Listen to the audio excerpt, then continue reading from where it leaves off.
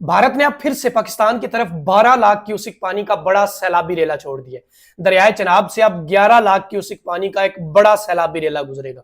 हर तरफ cusec cusec cusec, ये लफ्ज आपने हर जगह सुना होगा। अब तसव्वुर करें कि एक तरफ सैलाबी पानी का एक बड़ा रेला आ रहा है और उसके सामने एक दीवार है। हम उस दीवार के अंदर तकरीबन 1 स्क्वायर फुट चौड़ा सुराख कर देते हैं, जिसकी ऊंचाई भी 1 फुट हो और चौड़ाई भी 1 फुट हो।